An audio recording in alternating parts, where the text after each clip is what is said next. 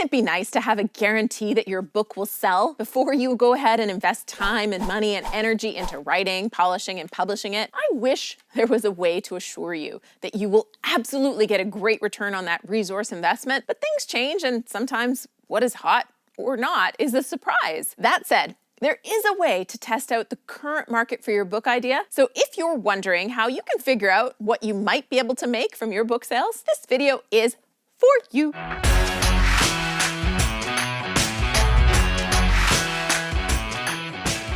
Hey there, I'm Julie the Book Broad from Book Launchers. We're your professional self-publishing team helping you write, publish, and promote a nonfiction book that will help you have a huge impact on your readers. And done right, will help you grow your brand, build your business, and make you money. The best part? You keep all rights and royalties. Promises, promises. You all want promises. Authors always say to me, now, I know you can't make guarantees about how many books I'll sell, but how many books do you think I'll sell?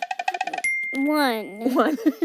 You've done a good job of writing compelling book descriptions and getting reviews and doing good keywords. Amazon might help you sell a lot of books, but how many? Well, that's where Publisher Rocket is my favorite tool for figuring this out. And I'll link below with an affiliate link. And I'm only using an affiliate link because it's something we use all the time, not because it gets me kickbacks. Let's say you're writing a book about keto and cancer. You could start by opening Rocket and going to the category researcher. This is useful because it helps you figure out what category Amazon might put your book in. More on categories in this video up there. Can you point to it, Jackson?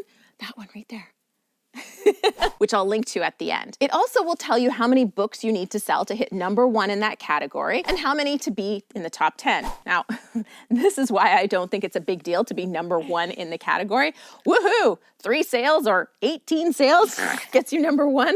Am I boring you? Guys make me tired. Do you want to go lay down somewhere? Yeah. Okay. While you're here, click the category and see the top books in Amazon. Check out these books to make sure they're a decent fit for what you're writing about. In this case, maybe you don't want cookbooks, so you try a different category. Now, if you find a book or two that you would be competing against, I would then type in the titles over here, and I would see what their sales volume is. Ooh, wouldn't you like to be this book? And then you can click here to see the ebook or the print volume. So roughly, this book is bringing in $40,000 per month in book sales between ebook and print on Amazon only. That's not too bad. I'd be feeling pretty good about putting out another book in that category if I'm seeing numbers like that, especially if it's not just this book crushing it in the category. So go through other books that come up. So go through other books that come up and see what else you learn and how other books are doing. And if you want to really get into this, you can start to read comments on the books to see what people love and don't love to really carve out what you're going to do differently with your book. Another way to approach this research is to type in keywords that you think your ideal reader would use. I'm writing a book on writing a #NoBoring book, so let's do this for my category. I'll go to keywords. I can type this in. Now this gives me average sales data. Not discouraging at all. I like this average sales number, but let's see what's included by clicking on the view competition. Now I can start to look for books that are potentially just like mine. Ooh, this one's a little bit like mine and has almost no ebook sales.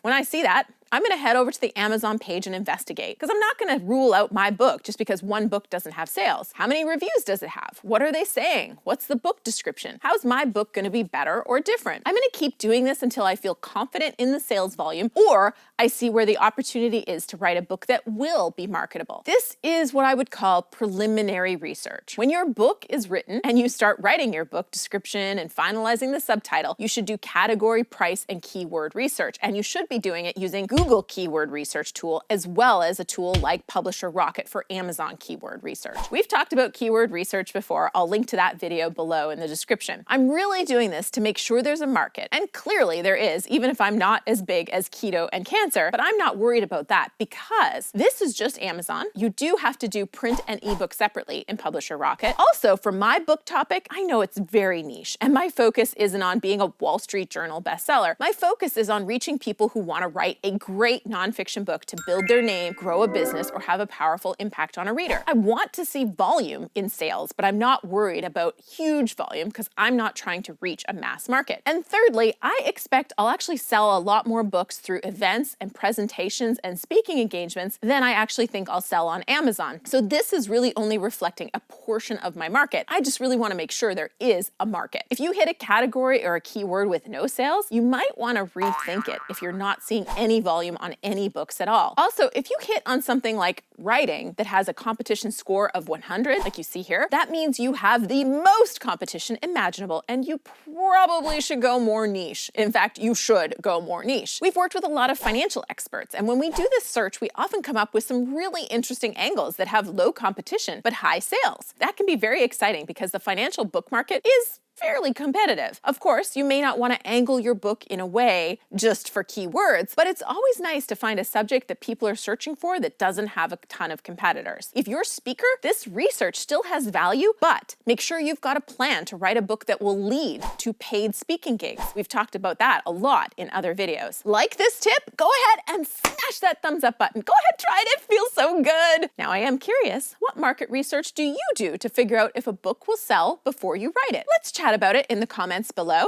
And when you comment the day a video is released, you'll be entered to win some sweet Book Launchers swag. New videos every Tuesday and Friday, so make sure you've subscribed to the channel and turned those notifications on so we can hang out in the comments when the video comes out. Now, I've really enjoyed our time together today, and Jackson enjoyed his time with you too before he had to go lay down and have a nap. There's still a little bit you should know. This video right here is an author spotlight with Ryan Berman on writing a book to get speaking gigs. It is brilliant, so check that out. Or if you're not interested in that aspect, this video right here is the one on bisect codes, and it's a good one too. Either way, I've put the coffee on, and we're gonna get that hashtag #NoBoringBooks mug out and spend just a little bit more time together. So go ahead, click on over, and I'll see you there.